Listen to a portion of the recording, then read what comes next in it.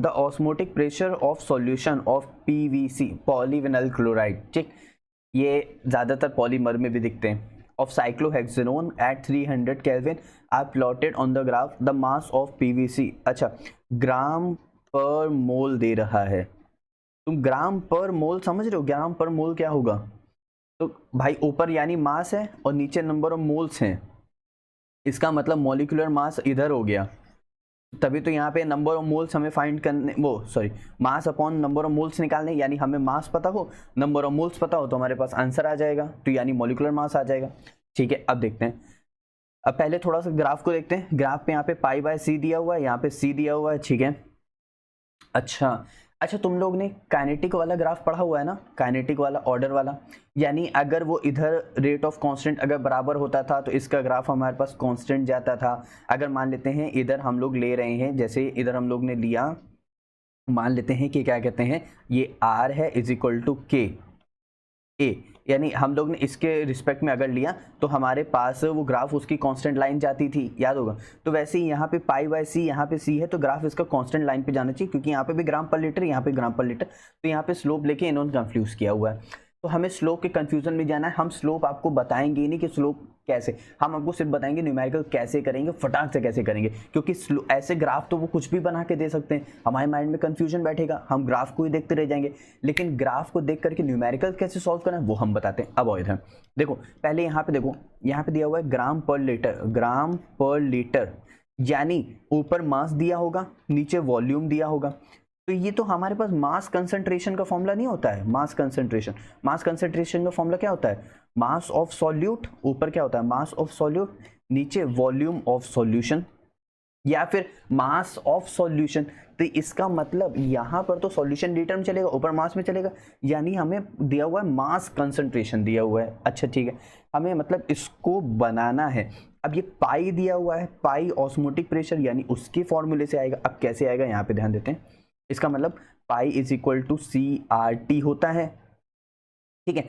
अगर हम यहाँ से, चलो हम तुम्हारे कहने से हम यहाँ पे सी अलग कर लेते हैं और आर टी कर देते हैं, तो यहाँ पे तो ना हमारे पास मॉलिक्यूलर मास आ रहा है फाइंड करने के लिए इस फॉर्मूले में, क्योंकि और ये कॉन्सेंट्रेशन टर्म है, इसका मतलब ये तो हमारे पास क्या है, मोलैरिटी है, तो ये तो मास कंसंट्रेशन भी नहीं हुआ। अब कैसे होगा, तो अब यहाँ से थोड़ा सा इस फॉर्मूले को ओपन करके देखते हैं, यानी पाई इज इक्वल टू सी को ओपन करोगे तो क्या हो जाएगा, मास अपॉन में मॉलिक्यूलर मास इनटू में वॉल्यूम इनटू में आर इनटू में टी, ठीक है।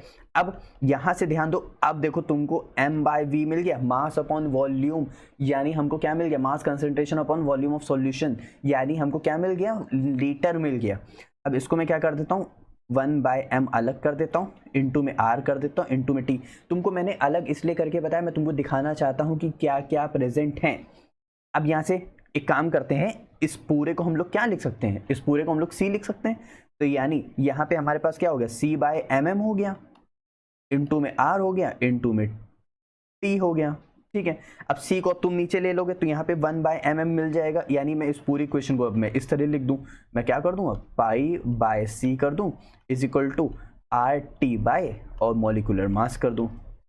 अब तो तुम्हें यहाँ से मिल गया, अब तो बहुत ईजी हो गया। अब यहाँ से तुम एक चीज का ध्यान दो, अगर तुम इसको अलग करते हो, अब यहाँ से एक चीज का ध्यान दो, आर टी है ना, इनटू में हमने क्या कर दिया, 1/m कर दिया, 1/mm कर दिया। अब तुम एक बात बताओ, यहाँ से हम लोग को ये क्या दिया हुआ है, ये हमारे पास y की तरफ चल रहा है, ठीक है, c हमारे पास कॉन्सेंट्रेशन चल रहा है। अब यहाँ पे तो c है ही नहीं, इसका मतलब इसीलिए तो कांस्टेंट लाइन जा रही थी, इसीलिए तो जो उसकी लाइन जा रही थी वो कांस्टेंट यानी c के बराबर जा रही थी। अब कुछ समझ आया, हाँ बस वही चीज़ है। और यहाँ पे हमारे पास mx प्लस c वाला कॉन्सेप्ट आ रहा है, इसका मतलब यहाँ पे y इक्वल टू mx वाला आ रहा है, ठीक है।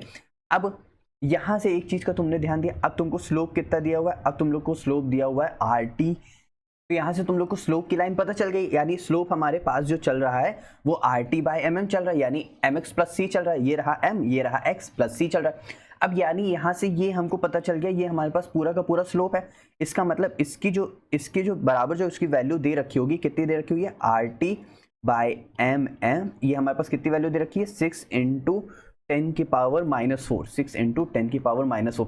अब यहाँ से तुम mm को अलग कर लोगे, यहाँ से तुमने mm को अलग किया तो आर टी बाय 6 इंटू 10 की power -4 is equal to mm।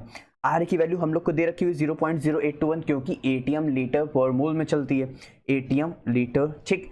अब यहाँ से हमारे पास क्या चलेगा, यहाँ से ध्यान दो, हमको चाहिए अब के की मतलब टी की वैल्यू, टी हमारे पास कितना दिया हुआ है, टी हमारे पास 300 केल्विन दिया है। बस यहाँ से मोलिकुलर मास इजीली आ जाएगा। देखो मोलिकुलर मास हमारे पास आ रहा है 41,500 यानी 41,500, ठीक, समझ आया।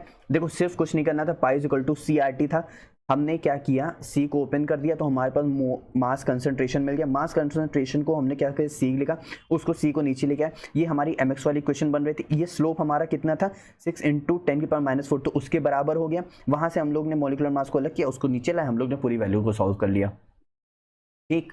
अब समझ आया।